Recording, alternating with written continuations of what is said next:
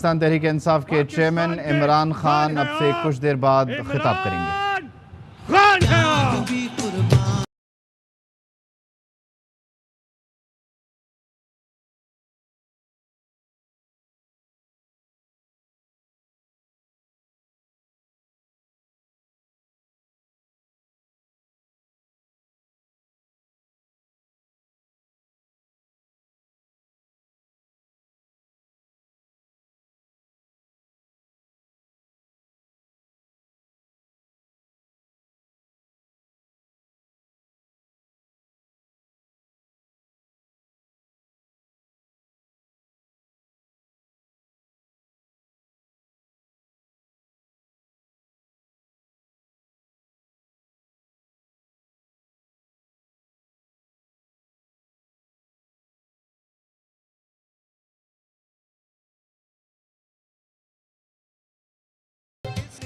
बिस्मिल्लाहिर्रहमानिर्रहीम। इय्याका नअबुदु व इय्याका नस्तईन। फैसलाबाद सिर्फ मैं अल्लाह का ही शुक्र अदा कर सकता हूं।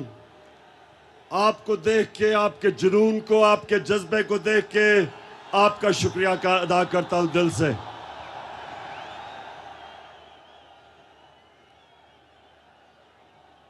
फैसलाबाद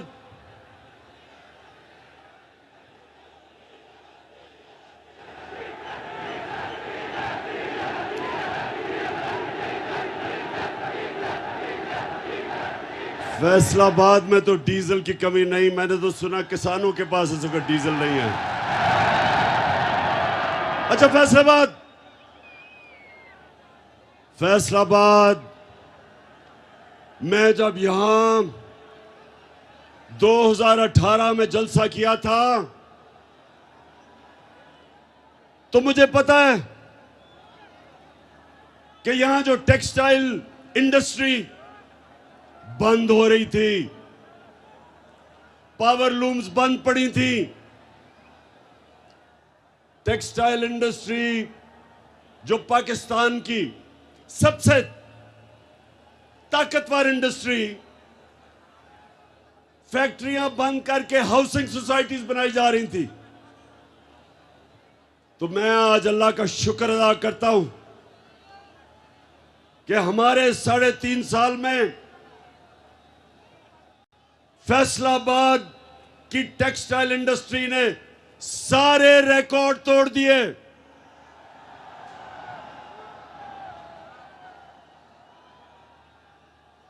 मुझे यहां टेक्सटाइल इंडस्ट्री के मालिकान ने कहा कि जनाब मजदूर नहीं मिलते, और 2018 में यहां बेरोजगारी थी। तो मैं अल्लाह का शुक्र अदा करता हूं कि मुझे मौका मिला। मैंने इस मुल्क में रोजगार बढ़ाया, और सबसे बड़ा मसला एक मुल्क में बेरोजगारी होती है। तो मुझे फख्र है अपनी टीम पे कि हमने अपनी टेक्सटाइल इंडस्ट्री के लिए हर किस्म की सहूलत दी, और उन्होंने फिर पाकिस्तान को रिकॉर्ड एक्सपोर्ट्स दी।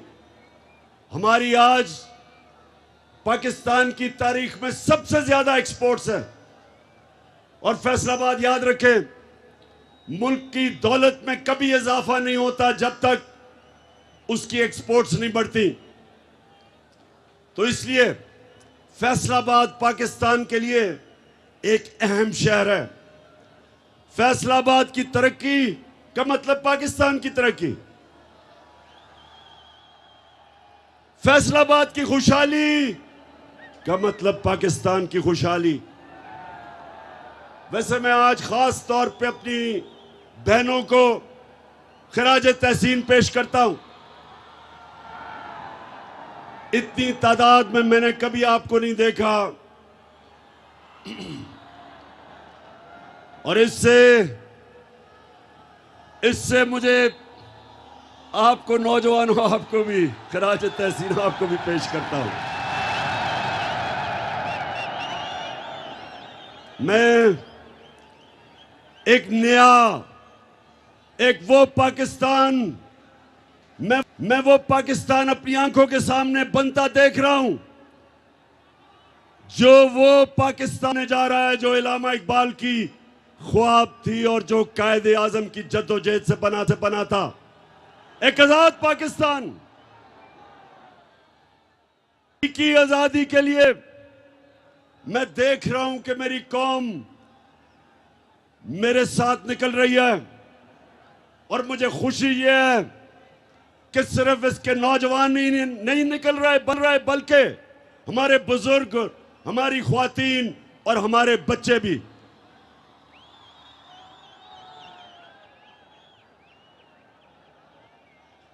तो फैसलाबाद, सवाल आपसे यह है कि क्या इस्लामाबाद की आपकी तैयारी है?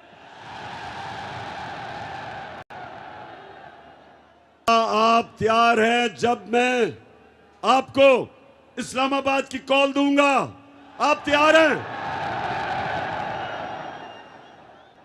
मुझे ये बताएं, लोग कहते हैं बहुत गर्मी है। ये कहता हूं कि अगर इमरान खान, अगर उसके लिए गर्मी नहीं तो मेरे नौजवानों के लिए बिल्कुल गर्मी नहीं है।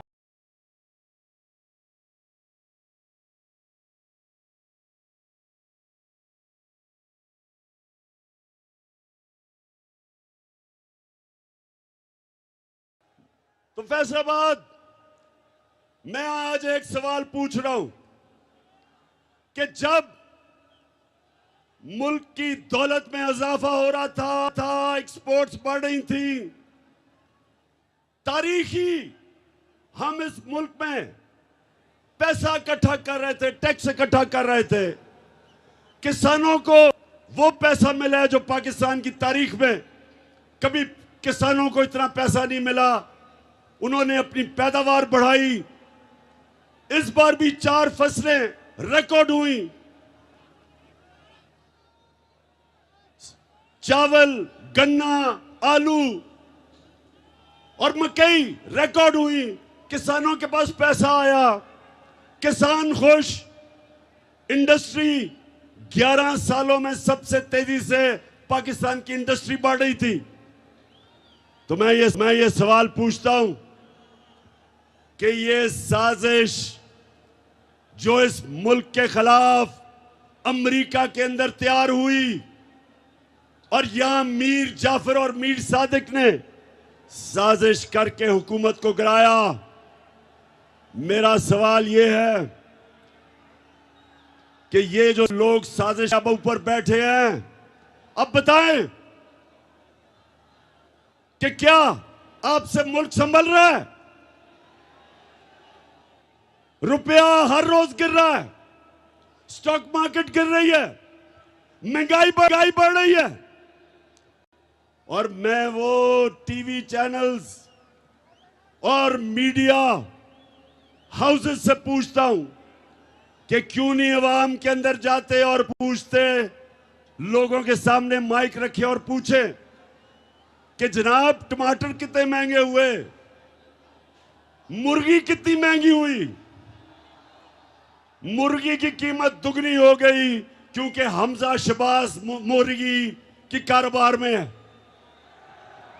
दुगनी हो गई है उसकी।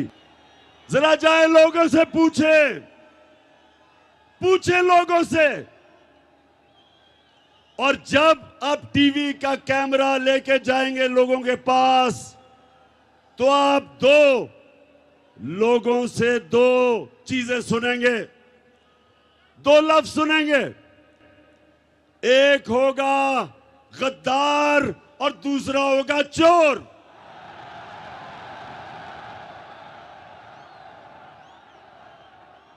अब मदीना हमारे नबी सल्लल्लाहु अलैहि वसल्लम की जो मुक़द्दस, उसमें जब इनको आवाजें लगी तो राना सनाउल्लाह, ये सुन लो, गौर से सुन लो। मैंने समझा इसने सिर्फ कत्ल किए हैं, अब पता चला 22 कत्ल किए हैं इसने। इनकी हुकूमत में वजारत तब तक नहीं मिल सकती जब तक कोई बड़ा जुर्म ना किया हो। प्राइम मिनिस्टर और उसका चीफ मिनिस्टर जो बेटा है, 24 अरब रुपए तो सिर्फ इन्होंने, FIA ने इनकी चोरी पकड़ी है। नैब में जो चोरी वो अलग है, ऊपर से एक कोई मंशियात फरोश, वो भी जमानत में, वो भी कैबिनेट में, यानी।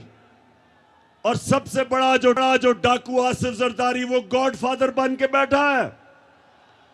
और बाहर मुल्क के झूठा कानून से भागा हुआ भगौड़ा, मफरूर, चोर, वो लंदन में बैठ के फैसले कर रहे हैं पाकिस्तान के। तो मेरे पाकिस्तानियों, फैसलाबाद के बाशऊर शहरियों, ये इन लोगों से आपने मेरे साथ इस्लामाबाद में निकल के इस मुल्क को आजाद करना है। अल्लाहू अल्लाहू अल्लाहू अल्लाहू अल्लाहू अल्लाहू। ये ज़मीं जब न थी, ये जहां जब न था, ये ज़मीं जब न थी, ये जहां जब न था, ये ज़मीं जब न थी, ये जहां जब न था, ये ज़मीं जब न थी, ये जहां जब न था। चांद सूरज फैसलाबाद, अच्छा फैसलाबाद, गर्मी तो नहीं लग रही? देखें, आपका कप्तान तो अपनी जिंदगी के कोई 20-25 साल धूप के अंदर क्रिकेट खेल के उसको तो गर्मी नहीं लगती, लेकिन मुझे आपकी फिक्र है थोड़ी सी। माशाल्लाह, ये कौम, ये जो पाकिस्तानी कौम है, अभी इसने अपने असल मुकाम पे पहुंचना है। हमारा नजरियाती लीडर इलामा इकबाल ने कहा था कि उस रिस्क से मौत अच्छी है जिस रिस्क से आती है परवाज में कोताही। फैसलाबाद इसका मतलब कि गुलामी से बेहतर मौत है।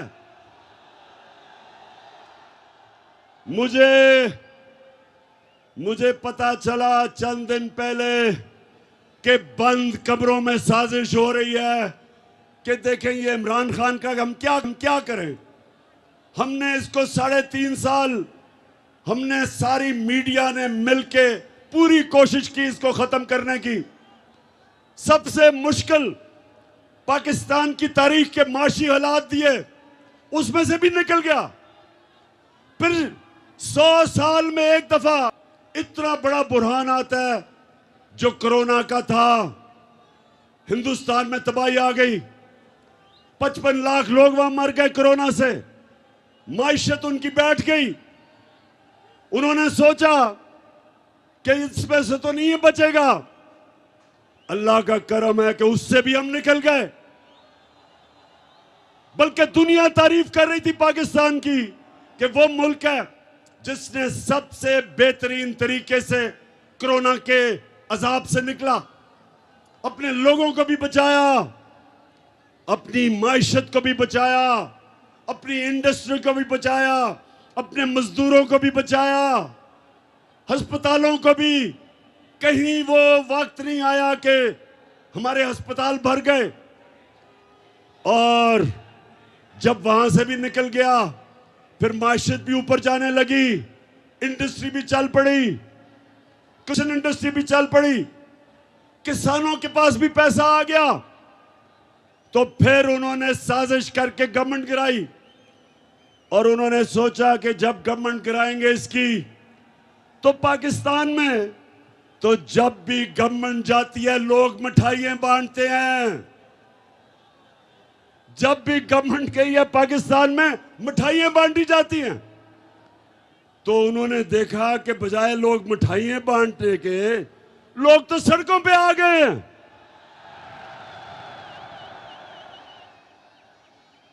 लोग इस तरह पाकिस्तान में कि मैंने तो इस मुल्क की तारीख में इस तरह अवाम को सड़कों पर नहीं निकलते देखा।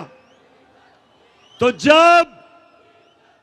जब ये देखा कि अच्छा ये तो लोग भी निकल रहे हैं, और खौफ आना शुरू हो गया इस्लामाबाद का कि इस्लामाबाद में अवाम का समुंदर आने लगा, तो फैसला किया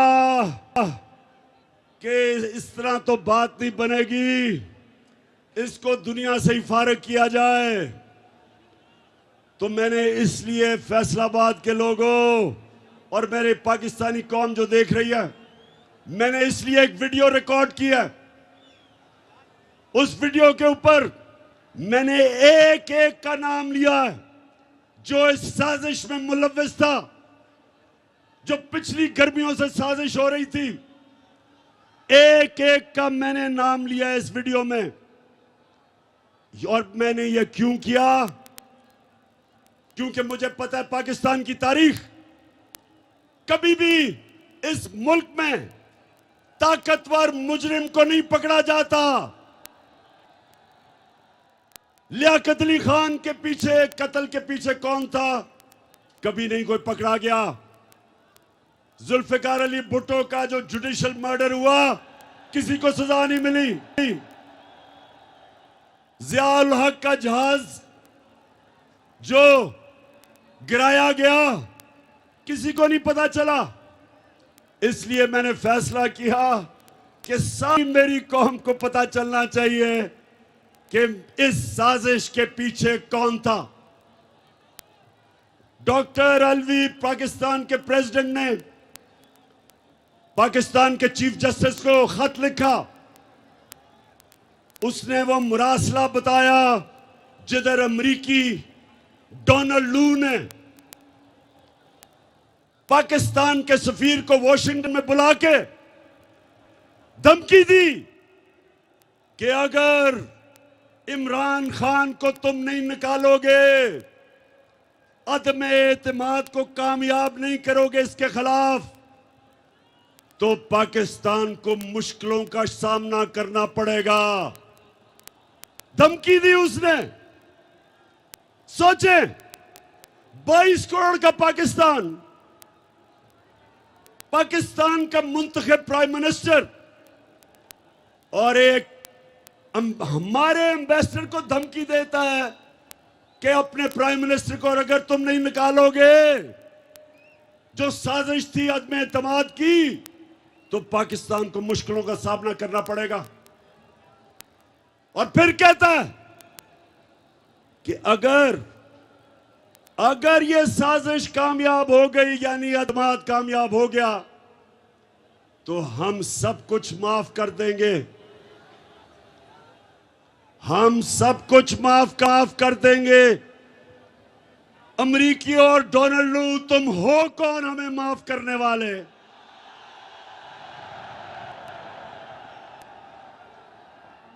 तुम्हें शर्म आनी चाहिए कि वो कौम जो नबी सल्लल्लाहु अलैहि वसल्लम की उम्मत है, जिस कौम के बनने के वक्त नारा था कि पाकिस्तान का मतलब क्या, ला इलाहा इल्लल्लाह। हमारा अल्लाह से वादा है, जब हम दावा करते हैं, कलमा पढ़ते हैं, हम ऊपर वाले से वादा करते हैं कि अल्लाह तेरे सिवा हम किसी को खुदा नहीं मानते, कोई नहीं है खुदा सिवाय अल्लाह के।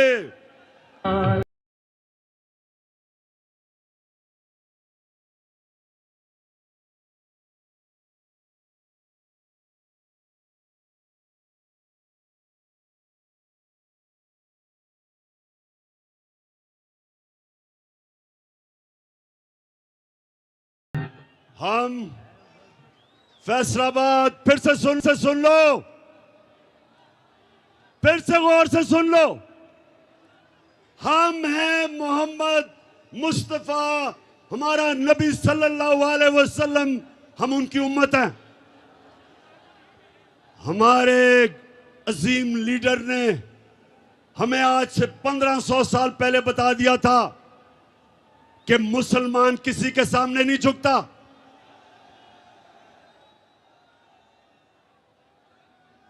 उसने हमें यह हिदायत थी कि ला इलाहा इल्लल्लाह इंसान को गैरत देता है। एक छोटे से इंसान को बड़ा इंसान बना देता है। ला इलाहा इल्लल्लाह इंसान की वो जंजीरें तोड़ता है जो इंसान को बड़ा इंसान बनने से रोकती हैं।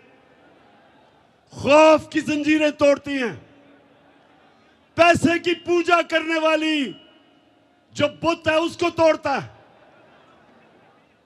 जो लोग इंसानों से डरते हैं, सुपर पावर से डरते हैं, वो शिर्क करते हैं, क्योंकि खौफ का बुत तोड़ना एक इंसान को बड़ा इंसान बनने के लिए सबसे ज्यादा जरूरत है।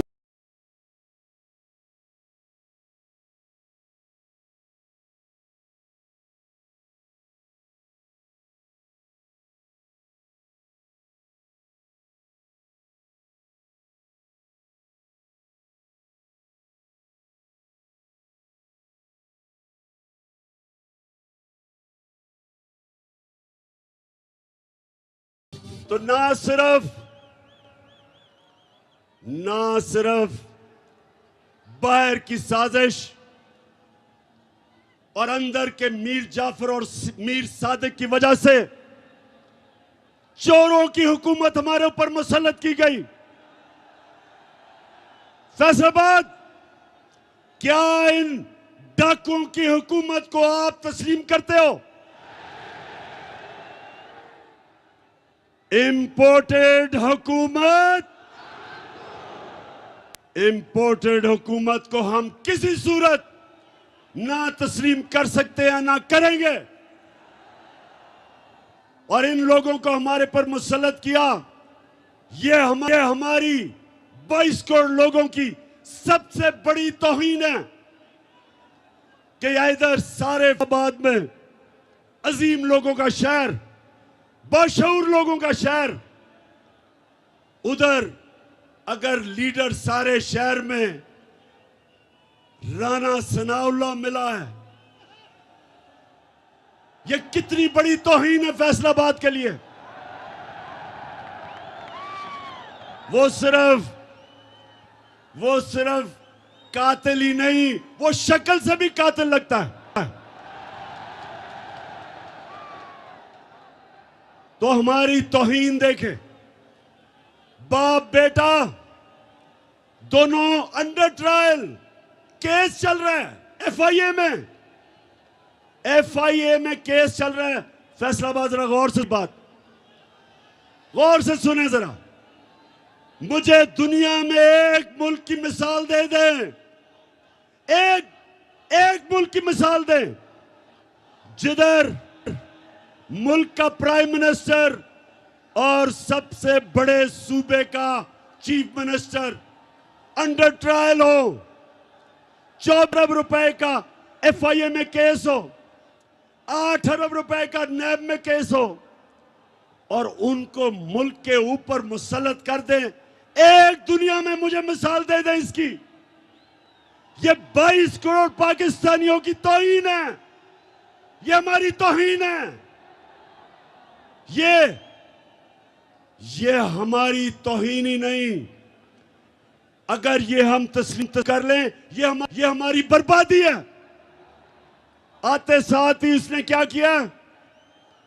उसने एफआईए में सबको फारिग कर दिया जिन्होंने मेहनत से इसका केस बनाया था। और जो 2 तफ्तीश करने वाले ऑफिसर थे, सुने फवाद, मुझे खतरा था ये होगा, तो जो 2 तफ्तीश करने वाले एफआईए के ऑफिसर, एक डॉक्टर रिजवान, उसको हार्ट अटैक होता है और वो मर जाता है। फैसलाबाद, जरा गौर से मेरी बात सुने। और फिर जो दूसरा बाप बेटे का केस की तफ्तीश कर रहा होता है, डॉक्टर नुमान असगर, उसको भी हार्ट अटैक हो जाता है। मैं आज फिर बड़ी आजिज़ी से अपने सुप्रीम कोर्ट को कहता हूं कि सुओ मोटो एक्शन ले इसके ऊपर। हमारे ऊपर तो आपने सुओ मोटो एक्शन ले लिया था। हमारे तो इतवार को आपने पता नहीं इतना हमने जुर्म क्या किया था। हमने तो सिर्फ इलेक्शंस का कहा था। हम तो कह रहे थे बजाय साजिश के एक चोरों को ऊपर मुसल्लत करें, आप इलेक्शंस करवाएं और अवाम को फैसला करने दें कि किसने पाकिस्तान की क़यादत करनी है। लेकिन आपने सुओ मोटो एक्शन ले लिया था। तो मैं बड़ी आजिज़ी से कहता हूं, अपने सुप्रीम कोर्ट को आजिज़ी से कहता हूं कि FIA के ऊपर एक्शन ले, सुओ मोटो एक्शन ले, पता चलवाए कि डॉक्टर रिजवान को हार्ट अटैक कैसे हुआ और ये जो दूसरा नुमान असगर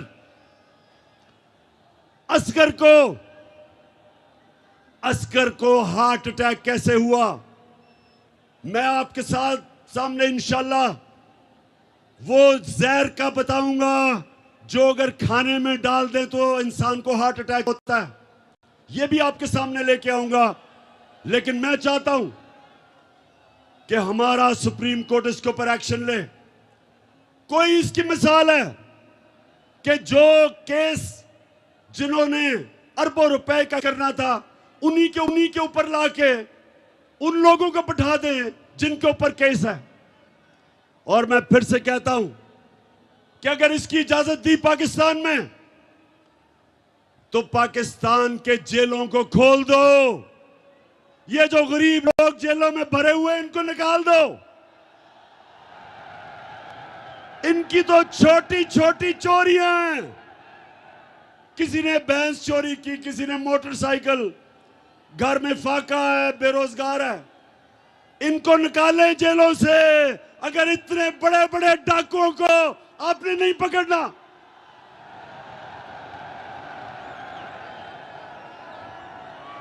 इसीलिए फैसलाबाद, इसलिए मैंने टेप रिकॉर्ड करवाया, अपना वीडियो रिकॉर्ड करवाया, क्योंकि मुझे पता है कि ताकतवर को पाकिस्तान की तारीख में 75 साल तारीख ये बताती है कि ताकतवर को हमारा इंसाफ का निजाम, ताकतवर मुजरिम को नहीं पकड़ सकता। इसलिए मैं अपनी अवाम के ऊपर छोड़ूंगा कि अगर मुझे कुछ हुआ तो पाकिस्तान की अवाम, आपने मुझे इंसाफ दिलवाना है। बताएं, आप मुझे इंसाफ दिलवाएंगे? आपने मेरे से आज 2 वादे करने। एक कि जब खुदा ना खास्ता अगर कुछ होता है मुझे, तो जो वीडियो पब्लिक में जाएगी, जिन जिन लोगों को मैंने नाम लिए, आपने उनसे एक एक को इंसाफ के कटहरे में खड़ा करना है। इससे क्या, इससे यह होगा कि पाकिस्तान की तारीख में पहली दफा ताकतवर कानून के नीचे आएगा। मेरे नबी सल्लल्लाहु अलैहि वसल्लम ने आज से 1500 साल पहले कहा था, फैसलाबाद, आज से 1500 साल पहले उन्होंने कहा था कि कौमें तबाह तब होती हैं जब छोटा चोर जेल में जाता है और बड़े डाकू को वो रियासत नहीं पकड़ सकती, उसको कानून के नीचे नहीं ला सकती। वो इंसाफ नहीं कर सकती। जो कौम इंसाफ नहीं कर सकती तबाह हो जाती है। इसलिए मैंने आप सबको कहा है कि जब आप वो वीडियो कैसेट देखेंगे, आपने सबने मुझे और इस मुल्क को इंसाफ दिलवाना है। दिलवाओगे? और दूसरा, आपने वादा करना है मेरे से, आपने मेरे से यह वादा करना है कि आप हो मेरे नबी सल्लल्लाहु अलैहि वसल्लम की उम्मत, दुनिया के सबसे अजीम लीडर। आपने कभी भी किसी किस्म की गुलामी कबूल नहीं करनी।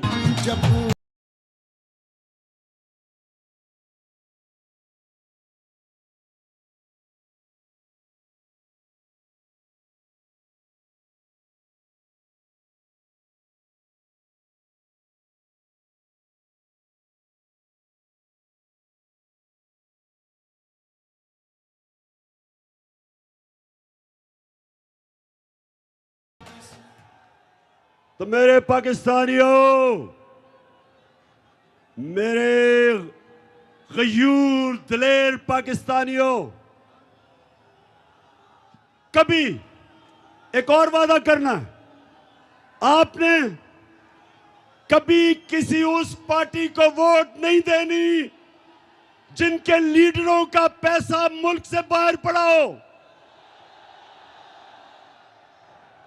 जब भी किसी पार्टी के लीडर का पैसा, जायदाद, उसके महलात, उसके ऑफशोर अकाउंट्स मुल्क से बाहर होंगे, वो कभी आपके मफादात की हिफाजत नहीं कर सकेगा। वो अपने की गुलामी करेगा और पैसा अगर जिन मुल्कों में पड़ा है उन मुल्कों की गुलामी करेगा। बिलावल को ये जो नया फॉरेन मिनिस्टर बना है, ये जब अमेरिकनों को मिलने जाएगा, पाकिस्तानियों सुनो, तो वो जब मिलेंगे, जब भी मैं किसी भी प्राइम मिनिस्टर होके किसी मुल्क के सरबराह या वजीर से मिलता हूं, तो पहले मुझे सारा उसके ऊपर उसका बायोडेटा मिलता है, उसकी सारी हिस्ट्री मिलती है कि उसने क्या किया, क्या काम करता है, माजी में क्या किया, सारा कुछ पहले मेरे पास आता है। तो जब बिलावल मिलने जाएगा ब्लिंकन को, तो उसके पास पता होगा कि किधर किधर जरदारी के और बिलावल के बाहर बैंक अकाउंट्स पड़े हैं, किधर किधर पैसा पड़ा है, किधर किधर इंटादे हैं। तो ये आपकी मफादात की हिफाजत नहीं करेंगे, क्योंकि उनको खौफ होगा कि अगर हमने नाराज कर दिया अपने आकाओं को तो हमारा पैसा चला जाएगा। ना ही नवाज शरीफ मुंह खोल सकता है, उसके पैसे बैंकों में, लंदन में, प्रॉपर्टीज में पड़े हुए हैं, वो कभी उनको नाराज नहीं करेगा। और शहबाज शरीफ का तो आपको पता है कि बड़ा भाई फौज को बुरा भला कहता है और छोटा भाई जो भी बूट देखता पॉलिश करने शुरू कर।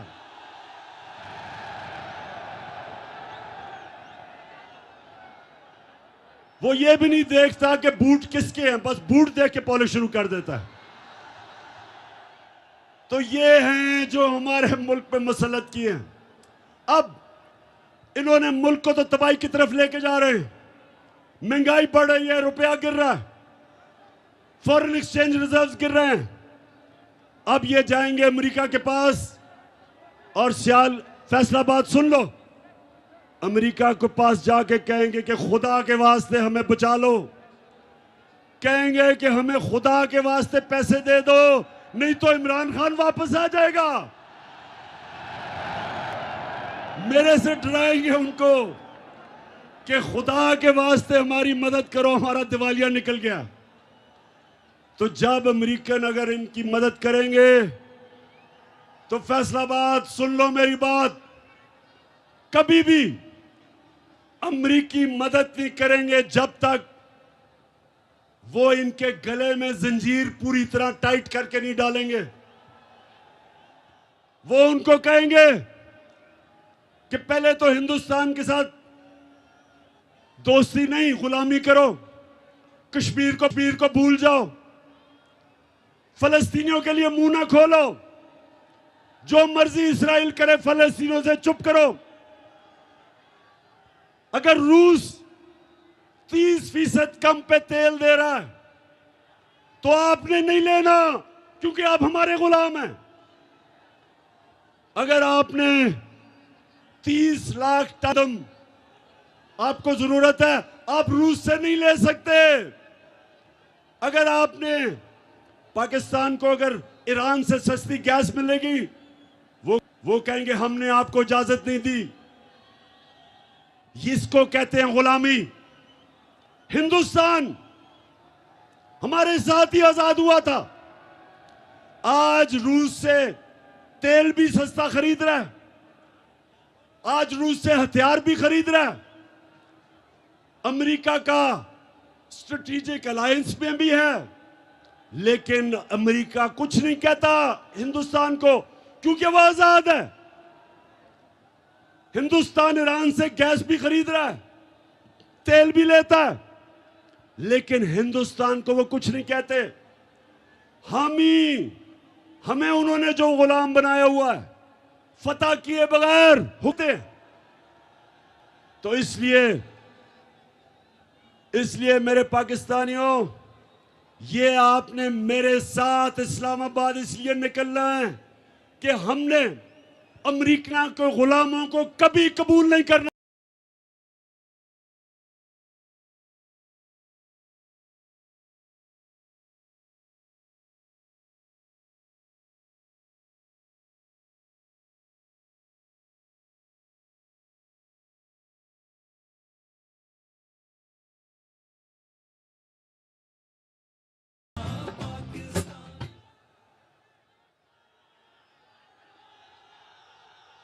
फैसलाबाद आपको पता है कि इलामा इकबाल ने अपनी जो शायरी में हिंदुस्तान के मुसलमानों को गुलामी से निकालने के लिए कितनी कोशिश की। इसलिए उन्होंने कहा कि उस रिस्क से मौत अच्छी है जिस रिस्क से आती है परवाज में कुताई। मौलाना रूमी ने क्या कहा?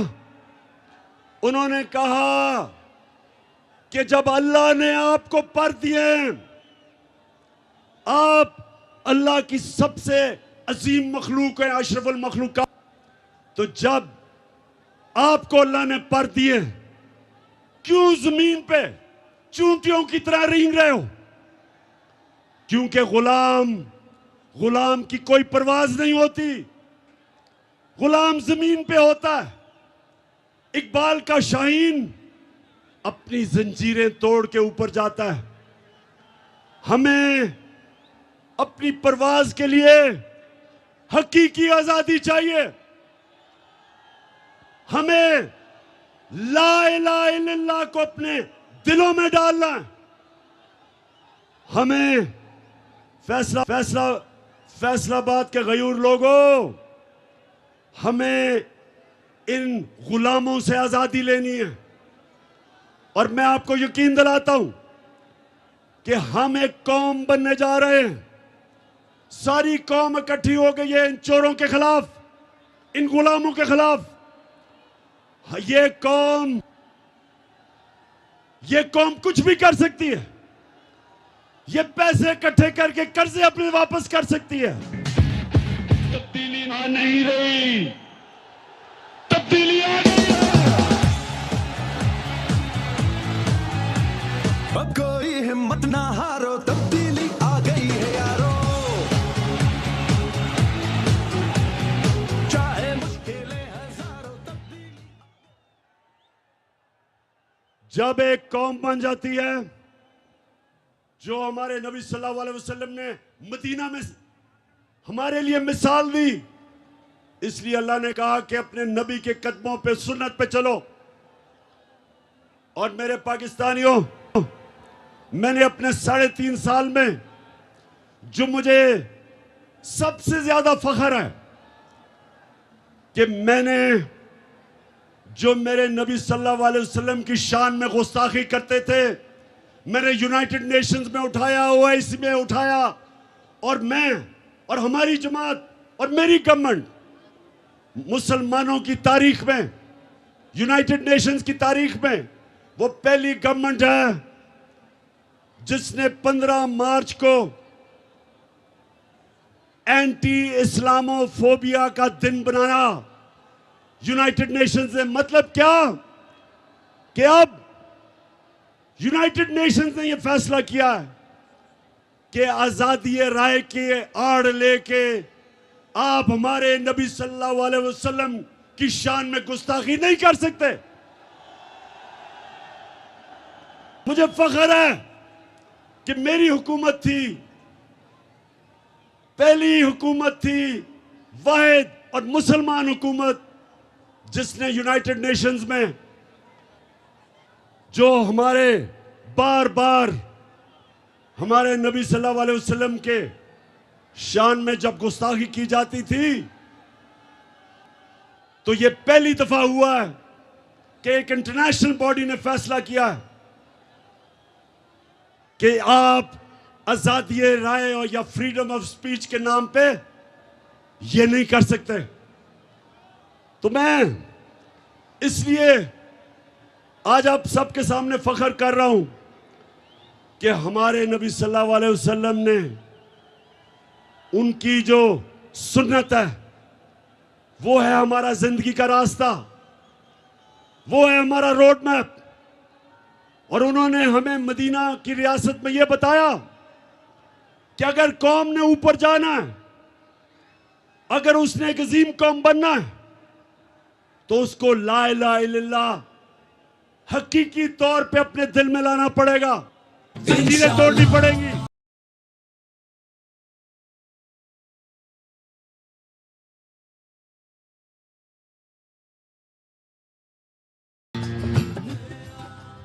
तो आखिर में फैसलाबाद सारों को मैं दावत दे रहा हूं, सब ने इस्लामाबाद आना है।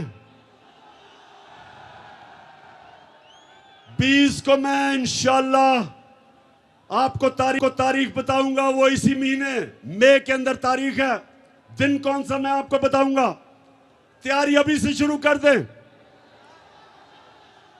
और हम एक चीज मांगेंगे, हमें इलेक्शन की डेट चाहिए, नहीं तो हम ये कौम तब तक सांस नहीं लेगी जब तक इलेक्शन नहीं होंगे।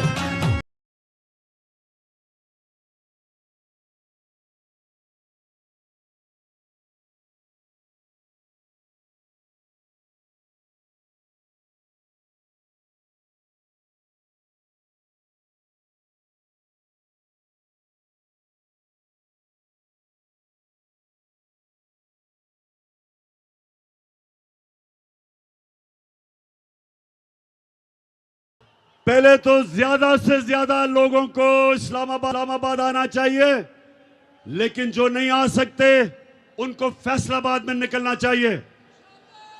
फैसलाबाद में आपने निकलना है बताने के लिए कि पाकिस्तान एक जिंदा कौम है।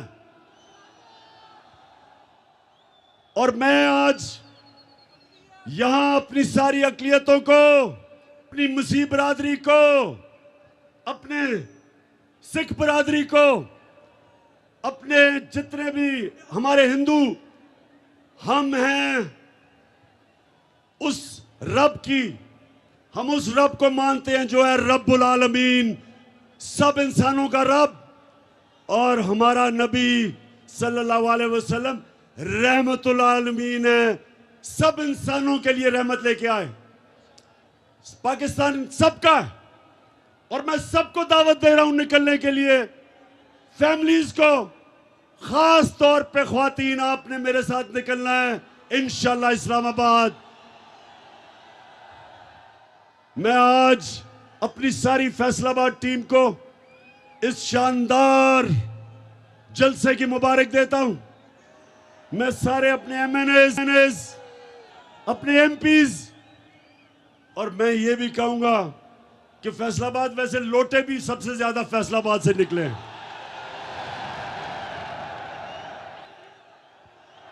आपने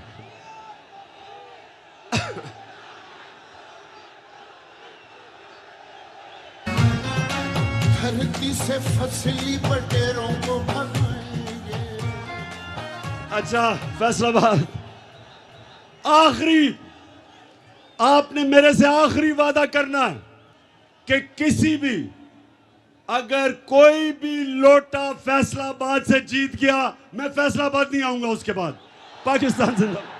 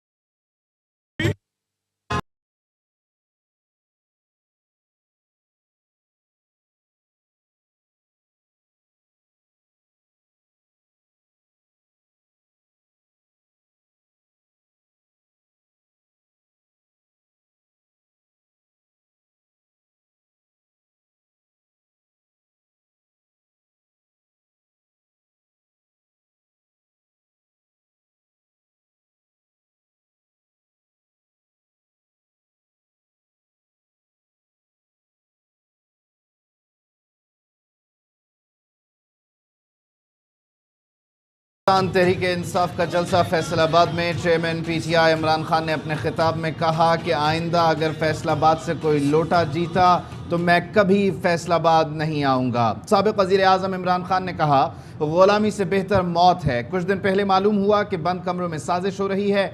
फैसला किया गया कि इमरान खान को अब दुनिया से ही फारिग किया जाए। लियाकत अली खान का कत्ल हुआ, भुट्टो को फांसी दी गई, ज़िया का तैयारा गिरा, किसी को कुछ पता नहीं चला। मैंने एक वीडियो रिकॉर्ड करवा कर महफूज कर ली है ताकि सबको मालूम हो कि किसका क्या किरदार था। अगर मुझे कुछ हुआ तो मुझे और पाकिस्तान को अवाम ने इंसाफ दिलाना है। जिन जिन लोगों के वीडियो में नाम लिए हैं उनमें से एक एक को आपने कटहरे में लेकर आना है। साबिक़ वज़ीर आज़म इमरान खान ने कहा बाप बेटे के केस की तफ्तीश करने वाले डॉक्टर रिजवान हार्ट अटैक से मर जाते हैं। अदालत से कहता हूं कि डॉक्टर रिजवान की मौत पर अस खुद नोटिस लें। हमारी बारी तो रात 12 बजे अस खुद नोटिस ले लिया गया था। अदालत तहकीकात करवाए कि डॉक्टर रिजवान को हार्ट अटैक कैसे हुआ। मैं एक जहर का बताऊंगा जो खाने में डाल दें तो हार्ट अटैक हो जाता है। अगर यही इंसाफ है तो फिर पाकिस्तान की जेलें खोल दें, गरीबों को रिहा कर दें। बड़े डाकुओं को नहीं पकड़ना तो छोटे चोरों को रिहा कर दें।